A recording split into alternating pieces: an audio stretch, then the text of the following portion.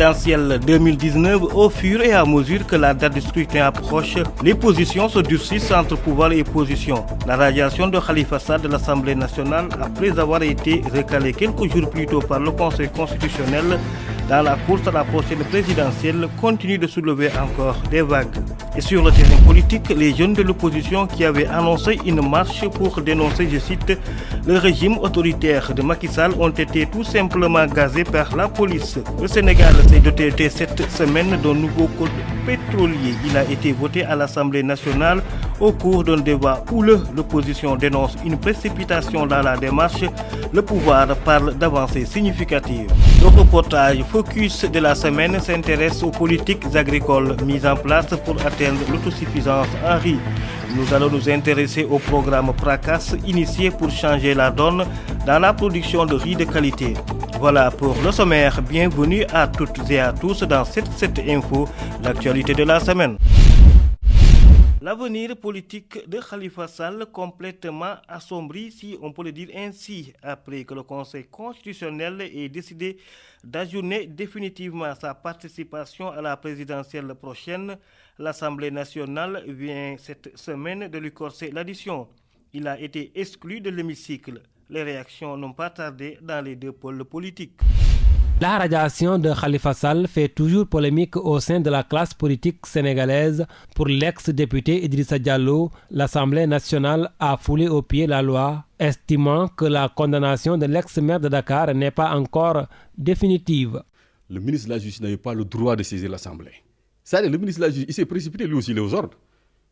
Vous savez, lui qui nous disait, il avait ces expressions-là, et on l'a pris d'expert dans tous les pays. Vous avez vu, on le met en situation, on voit que c'est quelqu'un qui ne croyait pas à ce qu'il disait. C'est ça qui est grave. Moi, un homme, quand vous ne croyez pas à ce que vous dites, parce qu'une position que vous cherchez, moi je ne vous crois plus. Ce ministre de la Justice, moi, il m'a déçu. Son ex-collègue de la 12e législature prend son contre-pied. Abdoulaye Ndiaye de l'Alliance pour la République évoque des dispositions de la loi pour justifier cette décision de l'Assemblée nationale. Par rapport à l'article 51 du règlement intérieur, il est dit si un député a fait l'objet d'une condamnation pénale, il perd ses droits. La procédure au niveau de la justice a atteint son terme, donc nécessairement il tombe dans les dispositions qui sont prévues par rapport à cette loi-là. Idrissa Diallo dénonce la mainmise de l'exécutif sur les autres pouvoirs, une position que son ex-collègue Abdoulaye Ndiaye ne partage pas. Moi, mon problème, c'est que je ne parle même pas du bureau de l'Assemblée. C'est tout ce qui se fait à l'Assemblée, vous avez vu ce qui s'est fait. On décide même quand on allait au parrainage, on dit sans débat. Moi, je ne parle pas de là-bas. Je parle de celui qui est vraiment l'institution qui est responsable du fonctionnement de toutes ces institutions, c'est le président de la République. Si lui-même commandite des choses, complote contre des Sénégalais comme lui, mais vous ne parlez pas des autres institutions? Moi, j'ai fait 5 ans à l'Assemblée nationale. Je ne me rappelle pas une seule fois où le groupe parlementaire s'est réuni pour dire que, sur injonction du président de l'Assemblée nationale, du président de la République, les gars, il faut qu'on fasse ça. Des fois, ils s'abstiennent, des fois, ils votent contre. Après la radiation de Khalifa Sall de l'Assemblée nationale, son poste de député revient au responsable des jeunes du Grand Parti Malick Gueye, installé ce jeudi par le bureau de l'Assemblée nationale. La tension dans le champ politique est aussitôt montée d'un cran. Après le siège de Taxawu Sénégal, c'est au tour de celui de Pastef à Yoff de recevoir des visiteurs indésirables. Des personnes encore non identifiées y ont fait irruption, saccageant tout derrière eux. Une plainte contre X est sur la table des enquêteurs. Après le saccage de la permanence de la coalition Taxawu Sénégal, cette fois-ci le siège du PASTEF Les Patriotes qui a été attaqué, le nom de Abdoulaye Diouf Sarr, maire de Yoff, cité dans cette affaire. Hier, donc à 2h30, nous avons été informés que des nervis, alors j'ai entendu qu'ils étaient encagoulés, ils ne l'étaient pas du tout.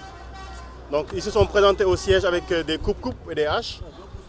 Pour attaquer les gens qui étaient au niveau du siège. Ils ont cassé tout ce qu'il y avait comme outils et mobilier, ordinateurs, tables, chaises, tout ce qu'il y a comme instrument à l'intérieur, ils l'ont cassé.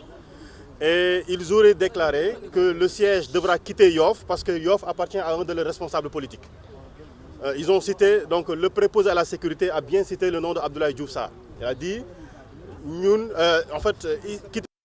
Après cette attaque, le PASTEF compte rester à fond et laisser la justice faire son travail car une enquête est ouverte. Maintenant, sur le terrain politique, vous savez, nous acceptons que nous sommes dans un pays dit démocratique. Même si aujourd'hui l'état de droit part en lambeaux, nous continuons de penser qu'il y a des ressources démocratiques qui restent au Sénégal. Alors, nul n'a le monopole de la violence. On fait confiance à la justice, donc PASTEF ne fera aucune réaction en dehors de la réaction adressée à la justice. On va continuer notre projet politique tranquillement. On va continuer à parler à nos militants, à leur dire « Continuez le travail que vous faites, ne répondez pas à la provocation ».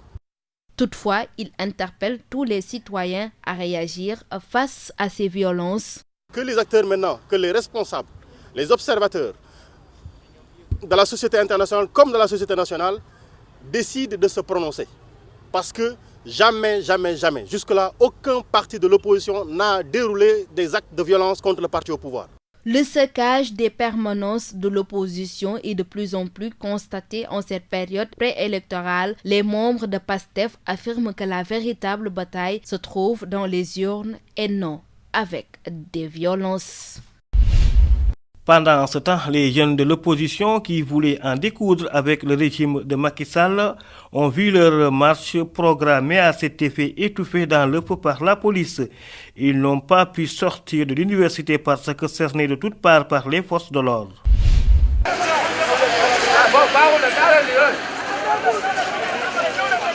Ce que nous constatons et qui est regrettable, c'est que ces mêmes leaders de l'opposition ont préféré rester chez eux et ne pas descendre sur le terrain pour manifestement soutenir les étudiants.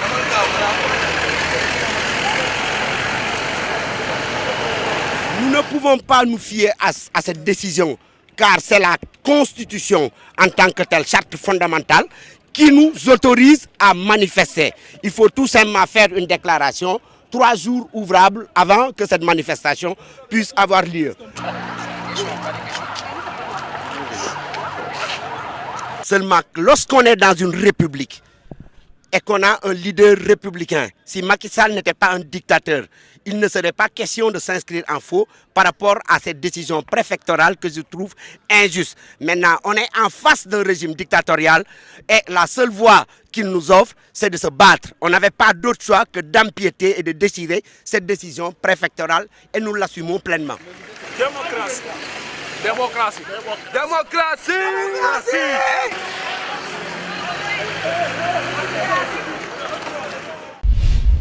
Et puis, réaction suite à la recrudescence de l'insécurité en mer avec la mort de pêcheurs, le syndicat des travailleurs de la pêche et de l'aquaculture fait endosser toute la responsabilité sur les autorités.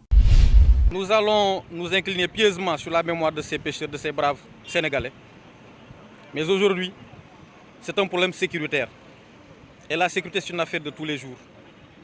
C'est dommage que ça se passe ainsi. Quand vous prenez le cas de Saint-Louis, c'est une chose. Ils se sont plaints hier du fait de n'avoir pas eu l'assistance de l'État.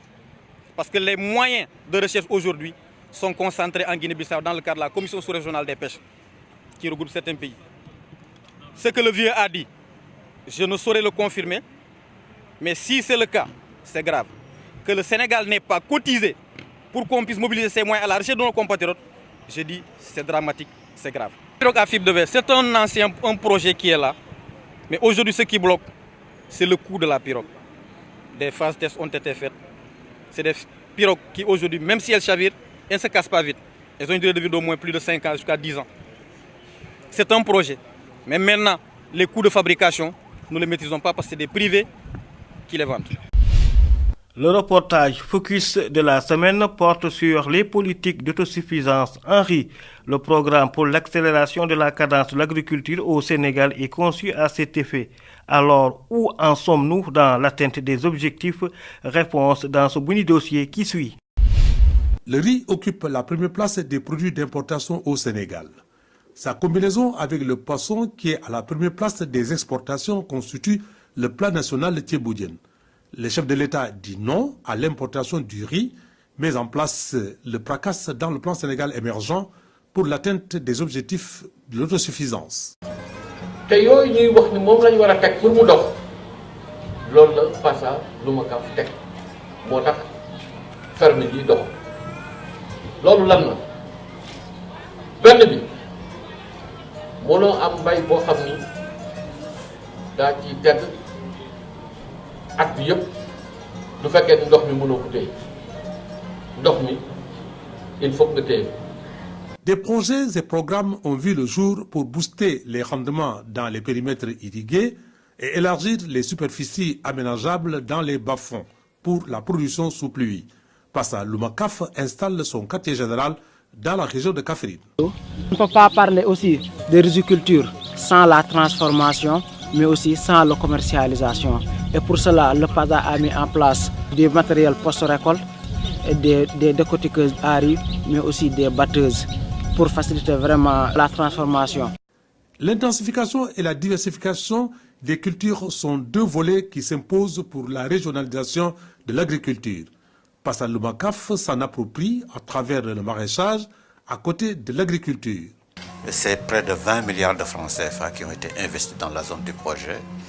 Et ça s'est traduit, par exemple, par la réalisation de 32 fermes où on pratique le maraîchage, l'aménagement de 20 bas-fonds, la construction, par exemple, de 121 bergeries, et l'ouverture de 958 km de pare-feu.